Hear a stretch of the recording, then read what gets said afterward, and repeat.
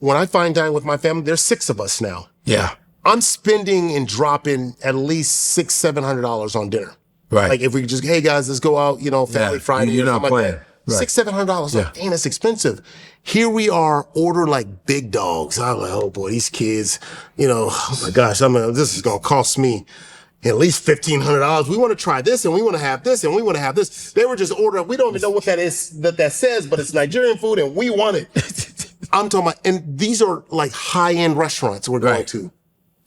$300, $275. We had a massive breakfast spread, $168. That I would never pay $168 in America because it's going to be $500, $400. No doubt. I'm like, this is great. And this is, you'll see it like top of the line. And I'm going, man, the cost of living clearly is far more affordable. And this is something I had discussions with some of my friends. They'd be like, oh man, it's just bad here in the States. And I'm going, you know what? For as bad as you think it is, you could take 20 G's, you could take 30 G's and you could set up and rock and out.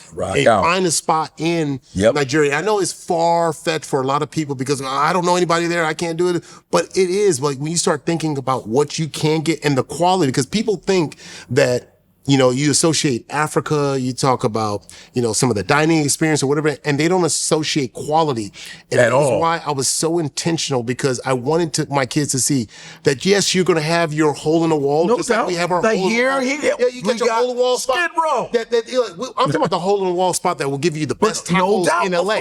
Right? You go find the best tacos in LA. It's not going to be at some beautiful spot, right? And it's called Skid Row. Skid Row hot dogs. I've never had that. No, but I showed them a variety of different things. Yeah, no doubt. That's great. That exposure, I think, gave my kids something to where when they go back to school and their kids are asking, the kids ask them, how was Africa? Yeah. They're like, yo, man, it's not what you think it is, right? Because we had to. You never did that. Yeah, we did, and then I show them the other side.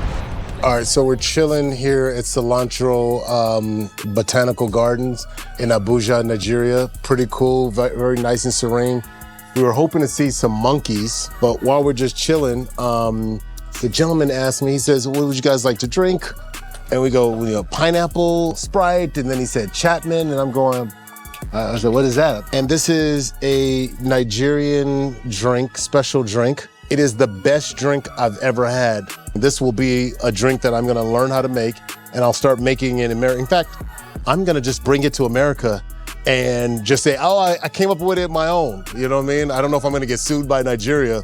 Take a look at the rest of the Cilantro Park. Pretty beautiful.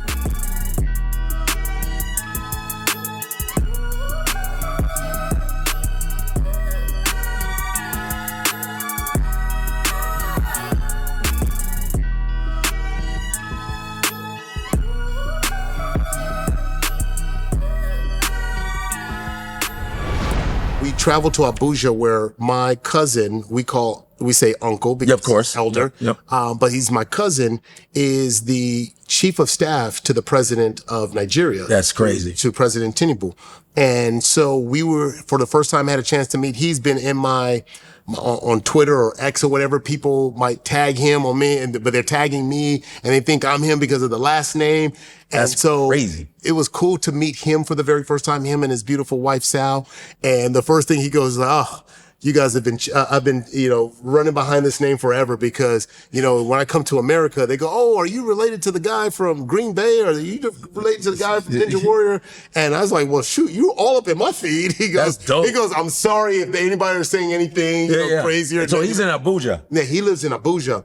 And so my kids got a chance to meet them. And they, just as you said, just put out the spread. The food was amazing. It was just beautiful. Just beautiful people. It was just so cool. But it wasn't what, for the first time meeting my uncle / cousin, that, you think Nigerian politician, this couldn't have been the funniest, the coolest, just the chill. Life was just. It's not all. No. It was none of that. And just, just going back and just learning the story and the history and his beginnings and where he started and what he's built a credible name in Nigeria. And so my kids got a chance to meet different family members. You didn't bring up any of the what's up with the government, man? No, you know what I mean? Because you're like this. What's up with the corruption, man? Just keep it real, Gbajabiamila. No. What is up with this president, man? I don't think what you gonna do with him, man?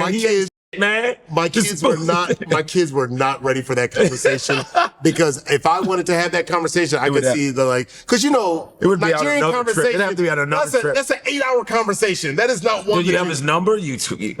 You got to do a FaceTime with him and ask him questions yeah. Well, I tell you, why are there flies on an African podcast? Why are there flies? You're sending in flies. Don't make it so authentic. Now. I'm like this. Yeah, so but that was so to see Femi Gbajabiamila, his wife Sal. Yeah, you got a chance to visit her cafe Salamander, which is amazing, amazing food. They have Italian coffee there. And so that whole experience. And then we met my other cousin. Well, I met because this is a funny thing. So we're staying and I want my money back too because what happened? So we were staying at the Transcorp Hilton Hotel in Abuja. Okay. And beautiful hotel. Everything is all nice and set up. And we were scheduled to go meet Femi's brother, Lanre Gbajabiamila. And so we were going to go meet him. He's a very successful businessman. And so anyways, we were getting ready to head out. And all of the water in the hotel out. And this was the night before. I thought, okay, you know what? It's going to come back up. Maybe it'll be down a couple of hours. We wake up, no water. I'm like, we're supposed to go have lunch with him.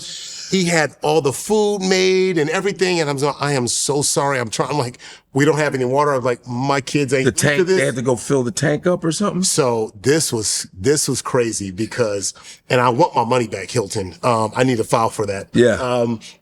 Because we got the presidential suite. We got 2 floors of hotel rooms. And all of a sudden, they're bringing up buckets with the little things. Man. Take the thing.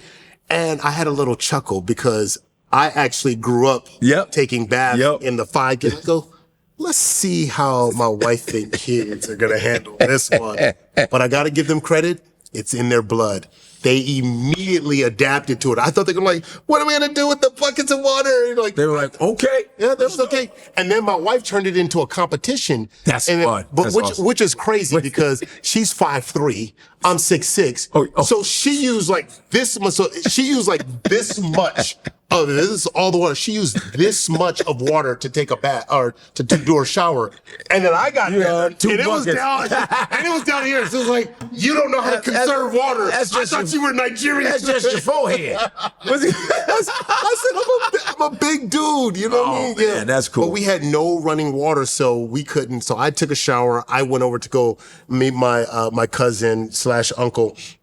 And that was cool. And he was just so down to earth, so funny. And, and it was just crazy because he spent time here in the US and we've actually crossed paths, but didn't know, that's in the insane. That's insane. And I was just like, gosh, I didn't know because I thought when my father came to America, he was the only Gbajabiamila. Yeah. And so I'm still waiting to talk to my dad and to say when and how did we kind of miss that there were other Gbajabiamilas in the US, but they were in the Atlanta and other places. Yeah. But that would just make me feel like, man, there's more. Yeah. There's a connection that I'm not just this disconnected person. It's dope. I'm just so happy that what you did, me connecting a year and a half. I mean, it's like, I feel like I'm on to something finally. Like I feel like I don't feel as distant because it used to always be this thing like, okay, when are you coming home? I'm like, okay, yeah. It's always like, it's like an imposter syndrome almost. Yeah. It's like imposter syndrome. Like, do I really belong here? Do I? And so you don't have this feeling of wanting to come back, but meeting, like spending the time that I did with my uncle, Ramon and Mufutao, and him always hitting me up on WhatsApp, Mufutao always staying connected, sending me, and then meeting, my uncle Femi and Lanre. I'm going, I have a reason to come back. I know people. Yeah, you do. Because at first I didn't have any, because I didn't know anybody. Right. And so now I have a reason. Like someone said, oh, you're going to come back. I said, I can guarantee this. It won't take me 20 years to come back. It won't take me 20 months to come back. I'm coming back by the grace of God. I'll be back next year. Yeah. Yo, it's finally here. Yes. We are dropping our lifestyle merch. 154 is here. It's hot. Come get it. Bam.